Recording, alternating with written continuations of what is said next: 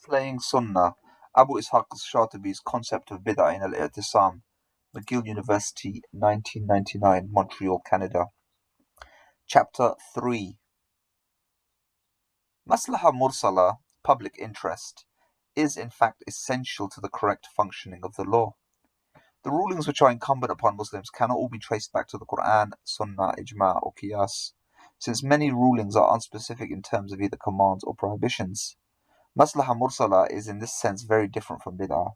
The former is employed to arrive at rulings based on certain indicants and in deriving legal judgments, while the latter consists of creating a ruling without any precedent or legal textual basis.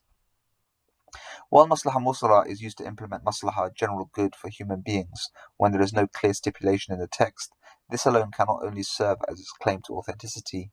This is because its arbitrary use will result in reliance on rational standards and the inevitable introduction of innovation.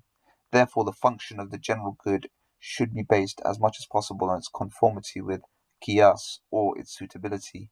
In other words, maslaha can be made to function in order to preclude unlawful innovative practices, as long as the constraint of necessity exists. Al-Amidi, who died in 630, commensurate with 1232, for example, asserts that this does not mean that every maslaha is accepted as the basis of rulings. Rather, it means that masalih, singular maslaha, can be resorted to only when there is necessity is clear-cut and universal. The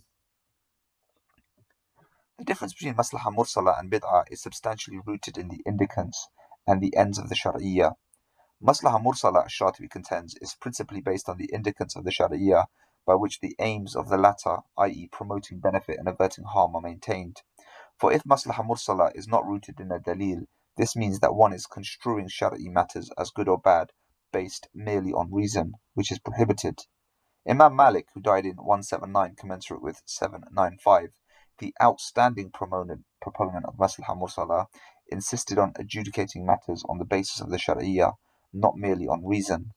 The Shari'iyah, Shatibi asserts, never tolerates bid'ah at all, for there is no good bid'ah tolerable to the Shari'iyah.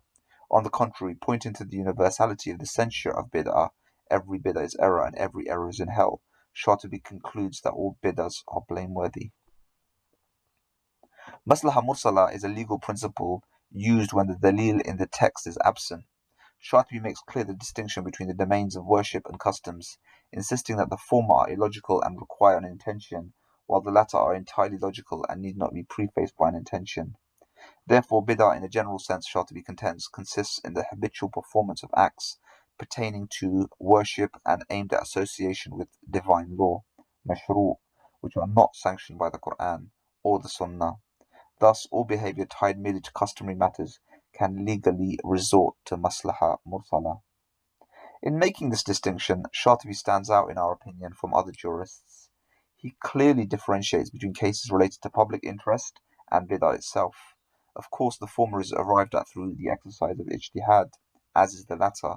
But when it comes to the division of bid'ah into good and bad, or the application of it to juridical values like wajib and mandub, this Shatibi rejects, since such value judgments in this case is purely arbitrary.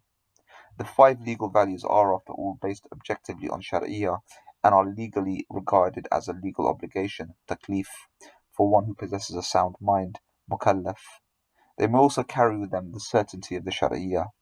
Bid'ah, however, is divided into rulings by analogy, is ambivalent whether logically or legally. Logically speaking, if it is reasonable that it should be so divided, how can the censure of bid'ah as error, kullu bid'atin dalala, in essence be substantiated? Legally speaking, on the other hand, rulings are related to rewards from God, whereas the warning of the calamity of bid'ah itself is universal. Therefore, innovation is undoubtedly a violation of the Shari'iyah, whereas novelty in mundane affairs falls under the title of public interest, maslaha mursala, not under bid'ah wajiba or bid'ah manduba, which you will recall was the term used by Ibn Abdus Salam. Stay tuned for more maslaha mursala and many more parts.